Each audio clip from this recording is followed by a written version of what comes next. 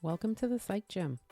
I'm your trainer, Vanessa Perry, a former mental health therapist turned intuitive counselor. Much like a physical gym, in this space we'll aim to target specific psychological muscles and train them to be stronger. I'm so glad you are joining this gym. Let's hit the weights.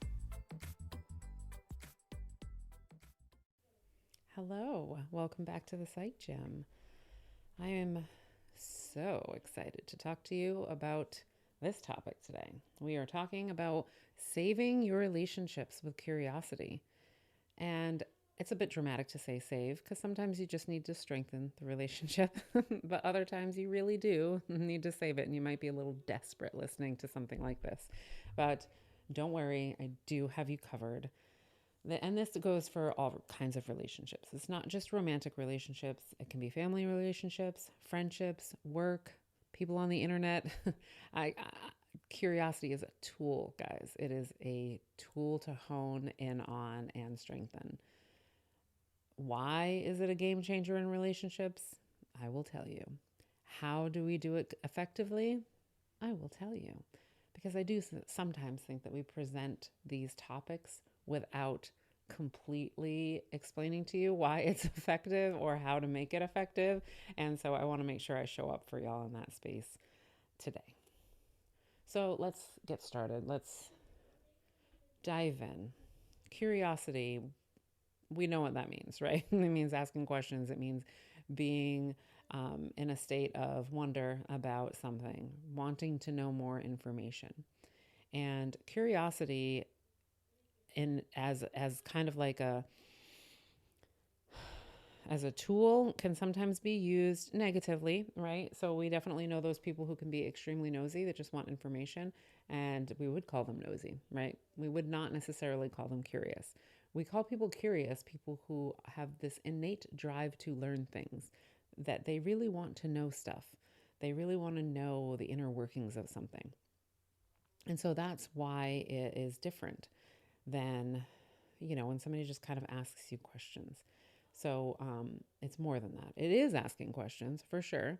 It is about understanding deeper emotions. It is about being open-minded, right? Asking questions to get a specific answer, not so much curiosity. Why does it matter? Well, the number one reason why it matters is that it helps build empathy.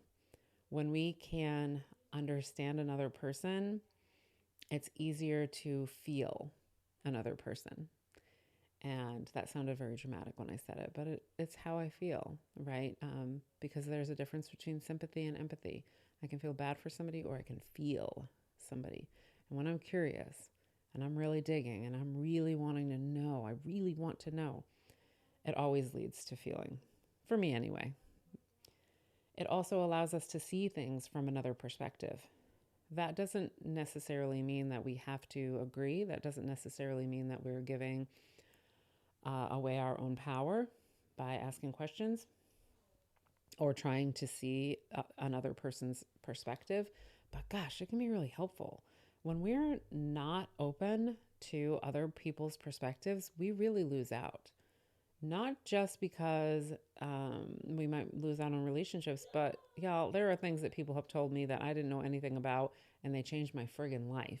And if I wasn't open to hearing that or curious, it would not have happened.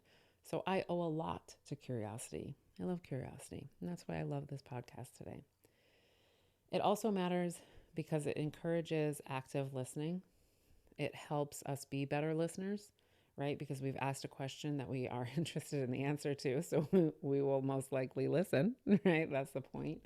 Whereas sometimes when people are offering information that we don't feel curious about, it's very difficult to listen actively, to engage, to shake your head and nod along and give the yeses and all of those things that say, I'm here with you, I'm listening. It also leads to emotional connection and understanding. A wonderful side effect of curiosity. Can you believe that? That all of these things can happen just from being open and wondering about other people. You can be more emotionally connected, and you can understand them, and you can listen better and feel engaged and want to be in those conversations You can see things through their eyes so that you can understand a bit more where they're coming from. And then you can feel, hopefully, possibly, you can feel for them, feel why they would be sharing the information that they're sharing with you, or their behaviors, or their thought processes, or their belief systems. And this is just, I mean, I could tell you a million stories about how this has helped me in my life.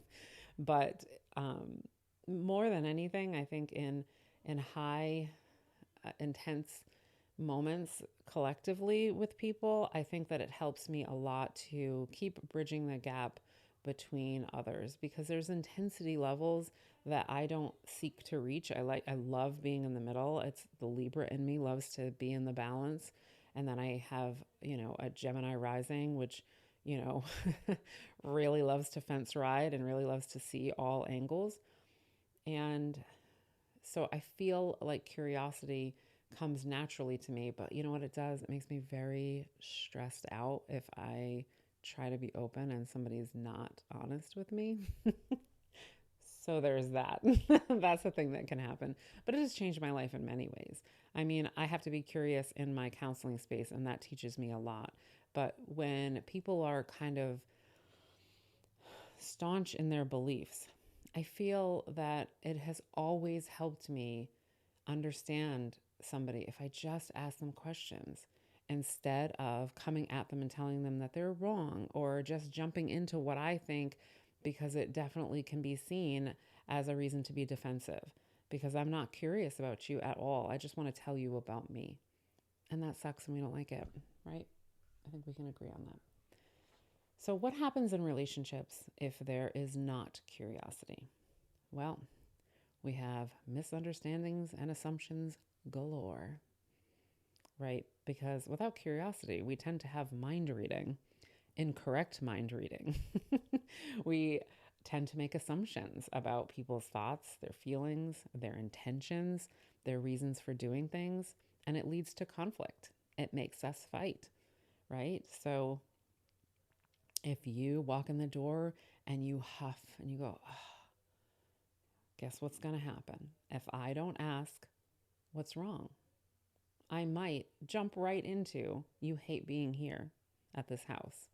And if I, even after making that assumption, don't ask any questions, I just run with that and I might attack you, right? And that's not fair to me or to you, right? So being curious avoids misunderstandings and assumptions. If you think that something is happening, it's always a great idea to ask a question to ensure that that thing is happening. Because if it is not happening, gosh, we don't want to go through that whole roller coaster ride if we do not have to. Another way that relationships suffer is stagnation. A relationship can feel like it's on autopilot when you just kind of fall into the idea that you know everything about your partner and you don't have to learn anything else. Um, yeah, it starts to feel boring and mundane and not exciting and just really uneventful and uninspiring. That stagnation can happen when we stop asking questions in our relationships. Emotional distance and obvious, right? Like this is kind of like what happens near the end of it without curiosity will create a gap in our connection. It will make us feel unheard, unseen, sometimes neglected, depending on the amount of time in between chatting or talking or feeling like somebody cares. And that sucks, right? Like this can really screw up relationships. And there are millions of examples of this too. It happens a lot to people who get kind of lost in becoming parents, right? So you get together, you know why you love each other in the beginning. Then you have like a bunch of kids and you're running around and you're doing all that stuff and you've made it about your parenting, and you realize at some point maybe the kids' activities slow down. You forgot to be curious about each other. You forgot to know each other. And then all of these assumptions start to come in. And I'll just tell you, I mean, I sit down with people, so I hear some of them. And some of them are, well, I guess we weren't really that much in love. Or I guess they fell out of love. Or, this is just the way that it is now. And, they can't change, or I can't change, or there's all kinds of assumptions that happen.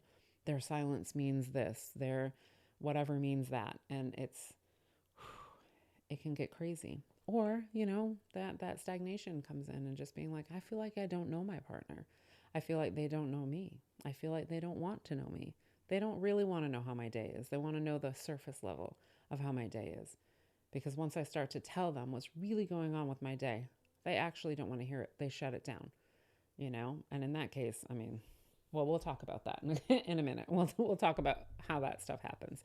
But I want you to really understand how relationships can suffer once this is gone. And I want you to sit and think about your relationships, whatever they are. They can be your friendships, they can be work related, romantic relationships, family relationships. When's the last time that you just kind of asked questions, real questions, not those surface level, how's it going? I don't really want to know how it's going. Or I tell you, you tell me, and then we're done with our conversation, right? How many times have you been really, really engaged and talking to them as if you would be talking to somebody that you were just getting to know? So think about that. Let's talk about some ways to do this in your relationships, right? Come on, Vanessa, we get it. It's a problem. Tell us what to do.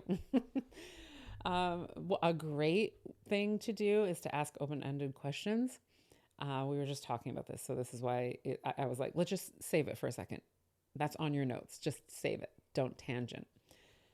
Instead of asking, how was your day? You could try, what was the most surprising thing that happened today? Right? Like, it's an open-ended question. You can't just say fine or yes or no. Did you have a good day? No. Or did you have a good day? Yes. Oh, okay. Me too. Right? And we might make the assumption that they don't want to say anymore. Right? So here we go. Look how curiosity not showing up, or curiosity not being used effectively, led us to some more assumptions. Right? Oh, they don't want to talk.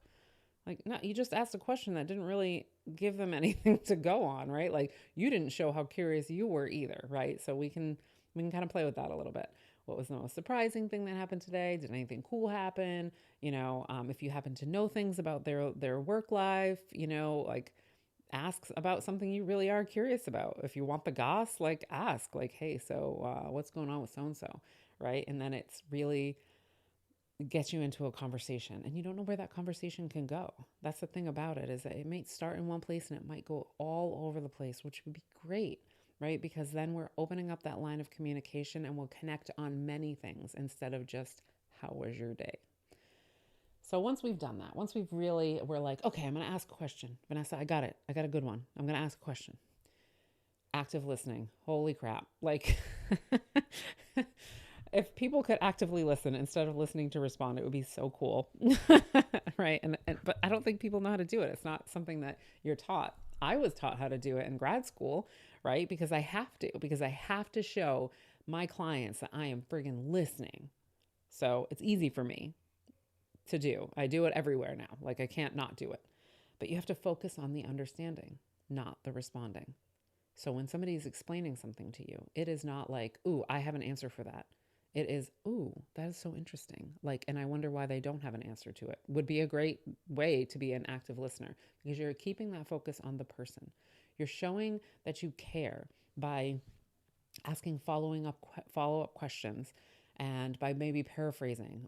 They call it reflective listening, where you kind of reflect back what you've heard because you're trying to understand more. And that can happen even if you understand what's happening, you're just trying to get it in your brain. Or if you don't understand what's happening, you can reflect that back, like, as another question. So somebody's telling you a story and you quite don't like their tone sounds great, but what they just said doesn't sound great. You might ask for a clarifying question. Hey, you just said that, it sounded awesome, but the way that you said it sounded like it might have hurt your feelings. Did it hurt your feelings? Right? Because I'm reflecting that I heard what you said, but it didn't match what I felt, and you can continue to be in those conversations. You make that person feel seen, and you're learning, right? Like, and you're connecting to another person about who they are and vice versa, right? Like you're going to want this. You're going to ask for this out of other people too. This isn't just, hey, you suck. Come to this curiosity talk and be better at it. You want this from other people too.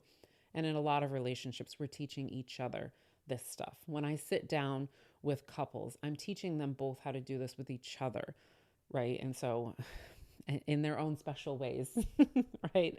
How to do this. So it's not just usually one person is bad at it and the other person is really good at it. Usually everybody's bad at it, to be honest. You want to embrace vulnerability. Oh my goodness. What to be curious, you have to be able to be curious about yourself too, right? So if you don't want to talk about the depths, you might not go deep with somebody because you're going to have to share an experience or you're going to have to share your own feelings. And I get that. I totally get that. That feeling, that panic, that like I don't want to talk about my own shit cuz my shit if I cut the cord on that, it's all going to pop out like a mattress that's rolled up. I don't want to do that. Well, then you need to figure out why you can't do that because you are not going to be able to be in a beautifully, deeply connected relationship if you cannot be vulnerable, if you cannot talk about how you feel, if you cannot feel like you can talk about your emotions without losing control or getting angry or making things horrible or whatever it is that you're afraid of. You're not going to be able to be in a successful relationship. So sorry to tell you that.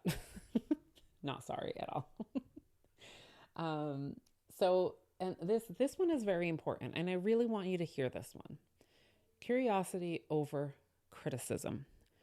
So I usually, all my clients know this, and if you listen to the Freud's Angels podcast, you've heard me say this a billion times, that I would say curiosity over confrontation, right? Because that's how I feel when we're in something that could be a confrontation. If we ask questions, we're using curiosity instead of saying, hey, you suck at this or whatever.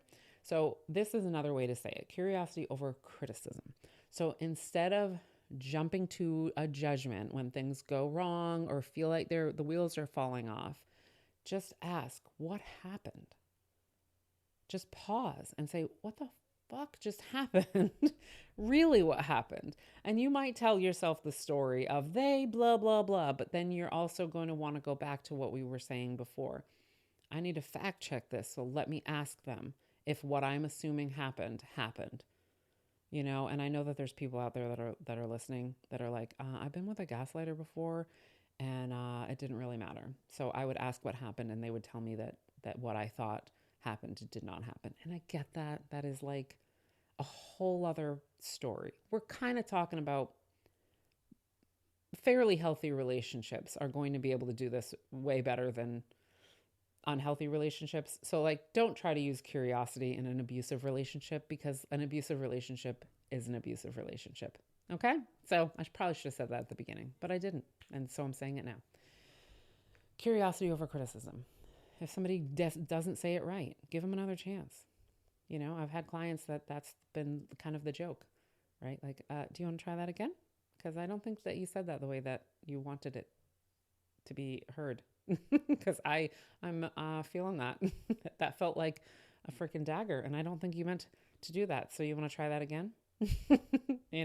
And depending on the level of comfort and relationship with those things, that could feel like a confrontation. So you don't want to do that when you feel like confrontation is that kind of thing. But in a relationship where we're playful and we're already in great communication and we all both know that we're doing the curiosity thing, it works really great to just go, that did not land. You want to try again? Just give them an opportunity, see what happens. So, what are some of the barriers that we have to the curiosity? Number one barrier I feel is that we are so busy that we don't have like energy for this. Life itself is hectic. Curiosity can take a back seat because of that. We have the tendency to feel like we don't have the mental space to have these conversations, to have depth. I know I do it all the time because I sit in depth all day long, right? Every day I'm sitting in depth, like the depth of the depth with vulnerability, pain, all kinds of things. And that can be hectic for my nervous system sometimes, not in a bad way, but just in a normal way, right? Like because I'm in empathy and I'm in this and I'm in problem solving and I'm in, and that's just a lot of things to do. So that will mean that sometimes I need surface level conversations, but I can't do that if I want to be in meaningful relationships. So I have to be able to sometimes overcome that barrier.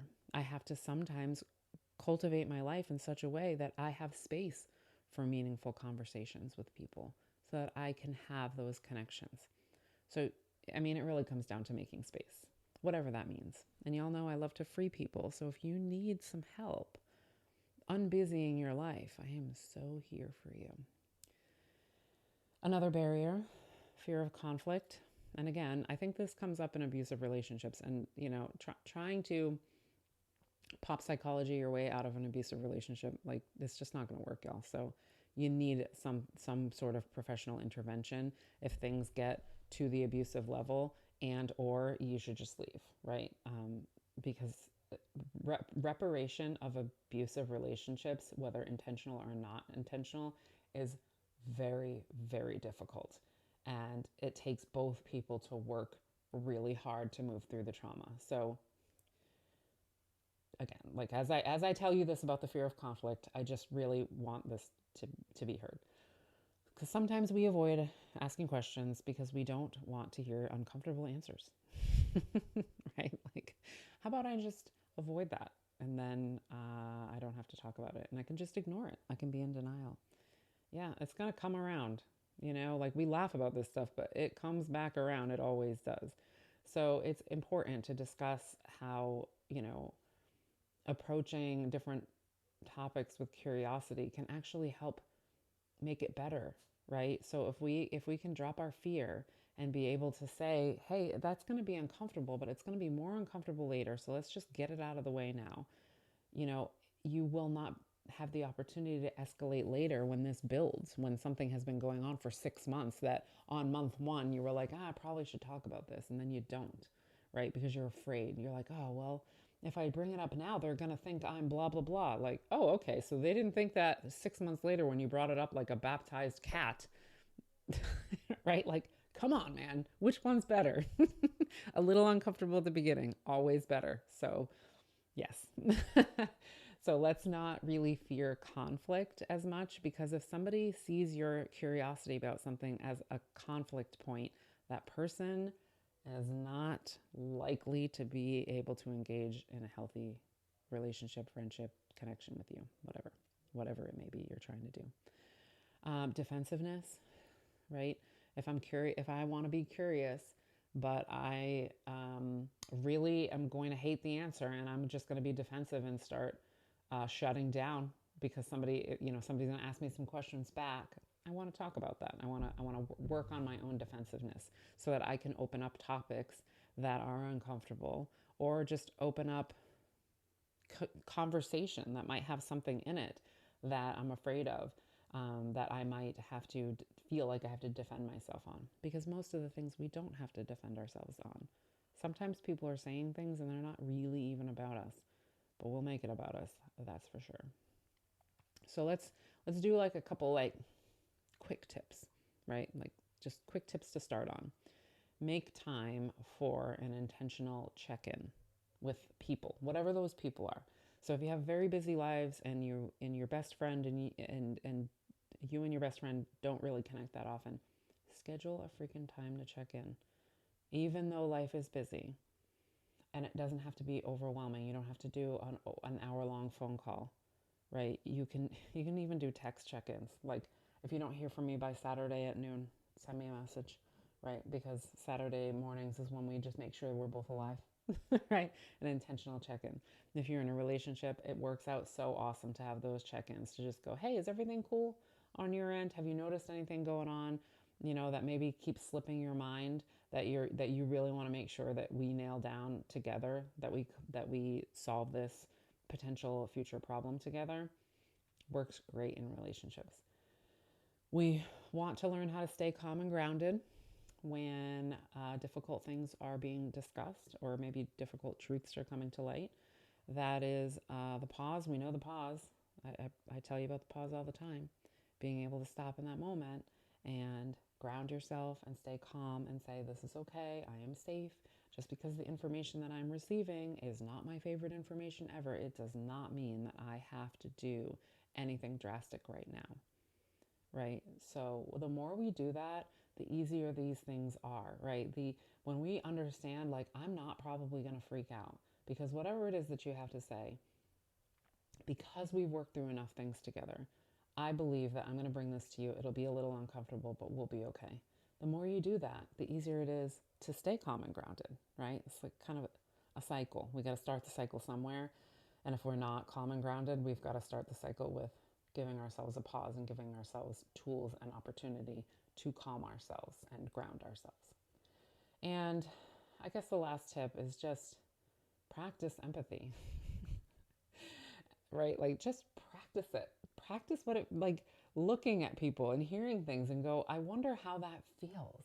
Let me imagine that being my actual life and see how I would feel. Not what I would think, not how I would solve the problem, not what I think that everybody else should do to avoid it. But if that were my experience, what would I feel, right? Because if I feel fear when I think about that, I might have to think about the person telling me the story about being in fear in that moment. And that could explain a lot about their behavior. Imagine, right? So practice your empathy. Ask for clarification when it feels stingy, right? Because most of the time, when I sit down with couples and I'm like, okay, so does your spouse hate you? And they're like, no. Like, well, in those moments, that's what it feels like, yeah? So the story that comes up is that they want to attack you. They want you to feel super pain. But they did. Like, but do they want to? I want you to think about that because one of us has to take charge, right? If we're always in a relationship that has conflict, right? So, okay, I'm going to be able to be the one. I'm going to be able to be the one that pauses. I'm going to be able to ask the questions and get clarifying answers and not just run into the defensive space with that person, right?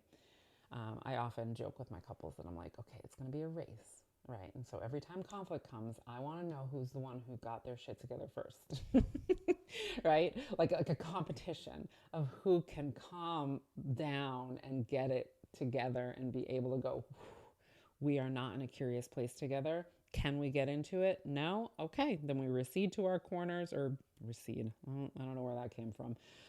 We can go back to our corners and just kind of sit and figure out what we want to do, right? Somebody's got to be the first one to do it. So might as well make it a race. One of the healthiest races that you could have. So wrapping it up here so that we can move on with our day. Just remember, curiosity builds stronger connections. And we are built for connection. We really are. We are so, in all different ways, different kinds of connection. And curiosity truly builds connectivity. It really helps us understand each other and navigate conflict with compassion instead of confrontation. Cultivating curiosity as a daily practice, it requires intentionality and effort, but it's totally worth it.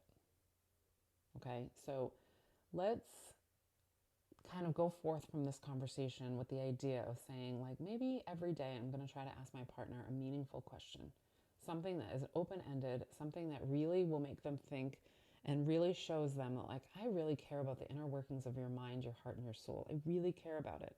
I want to know if you are really okay, or I want to know what you experience throughout the day emotionally, right? Like, maybe we start doing that once a day, or whatever schedule feels good for you.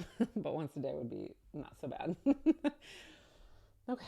Thank you for letting me be your guide today. You know where to reach me. If you don't, it is in the outro. Have a wonderful day. Love ya. Thanks for listening. To learn more about what I do and how to work with me, head to thepsychgym.com to check it out. Keep lifting, y'all. It's worth it.